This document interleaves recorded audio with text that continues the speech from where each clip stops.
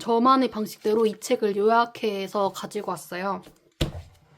제목이 이해가 안 되는 경우가 있잖아요. 그러니까 전제라는 말뜻도 알고 법칙이라는 말뜻도 알아요.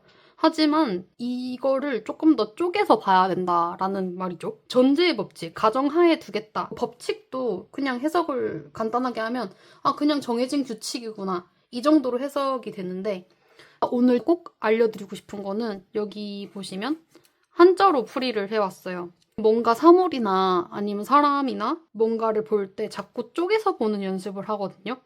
풀이를 해보도록 할게요. 앞전자 그리고 끌제 자 앞전 끌제 그러니까 전제만 봤을 때는 결과보다 먼저 상태를 둔 가정 이게 전제라는 거예요. 그러니까 결과보다 나의 상태를 먼저 앞에다 가정하에 둔 상태가 전제라는 거죠.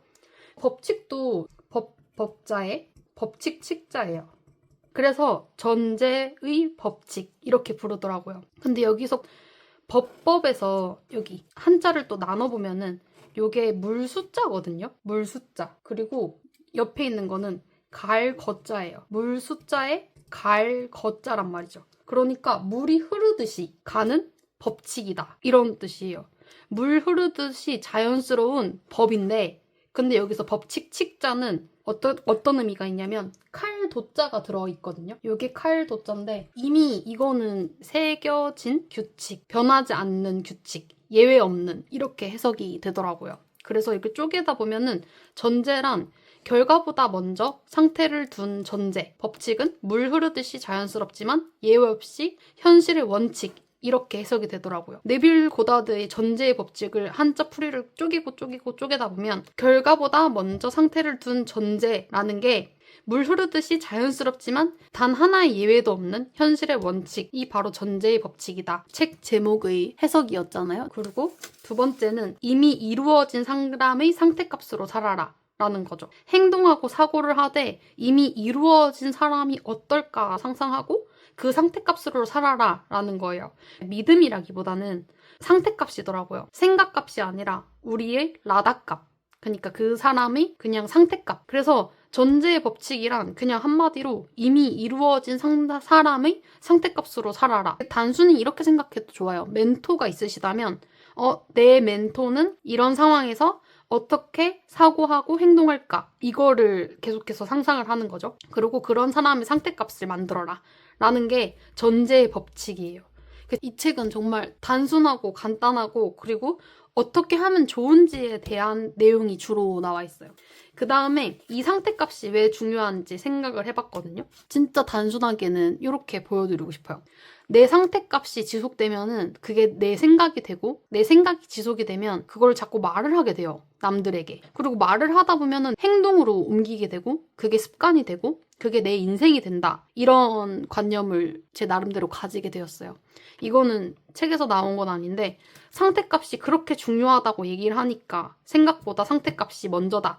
이러한 구조의 흐름대로 우리 인생이 펼쳐지지 않을까라는 이제 결론에 도달하게 되었어요.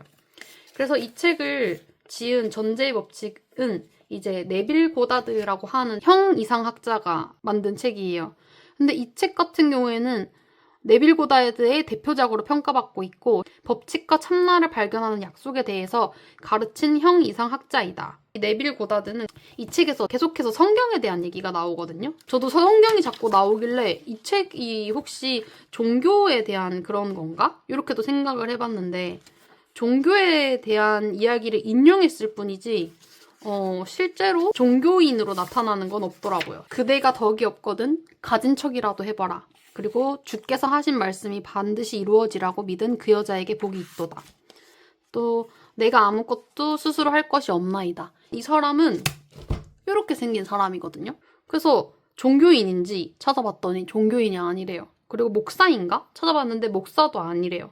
그리고 성경인지도 찾아봤거든요. 성경을 가지고 인용해서 영성적으로 이러한 이야기를 했을 뿐이지 관련된 사람도 아니더라고요. 그래서 이 사람이 그래서 연구한 학문은 무엇인가 하면 결국에 형이상학이라고 하는 학문인데 이것도 제가 한자를 이렇게 풀이를 해봤단 말이죠. 모양 형자에 그리고 얘는 그냥 이자예요. 의미가 없고 그리고라는 뜻이고 그리고 윗상자에 배울 학자. 그러니까 모양이 있는 학문인데 위에 있다. 그러니까 형태가 있는 학문인데 위에 있다라는 거거든요. 근데 위에 있다는 게 어디에 있는 거냐? 눈 위에 있다. 우리가 보는 시야 위에 있다. 눈에 보이지 않는 학문이 곧 형 이상 학문이더라고요. 그리고 반대로 이걸 반대 개념을 말씀을 드리면 더 형 이상 학이라고 하는 학문이 이해가 쉬우실 건데 형 이하 학이라고 하는 학문이 있어요. 형 이하 학은 아래 하자를 쓰는 학문이거든요. 눈 아래에 있으니까 눈에 보이는 학문. 그러니까 즉 생물학이나 또는 자연과학 같은 것들이 형 이하학 학문이고 형 이상 학문은 보이지 않는 학문,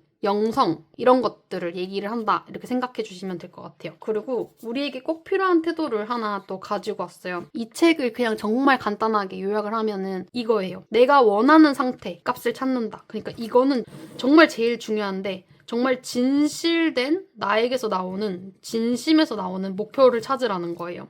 그게 뭐든 괜찮아요. 결혼이면 결혼 또는 원하는 공부면 공부, 원하는 꿈이면 꿈, 원하는 가족이면 가족 뭐든지 상관이 없어요. 그냥 내가 원하는 상태값을 찾는다.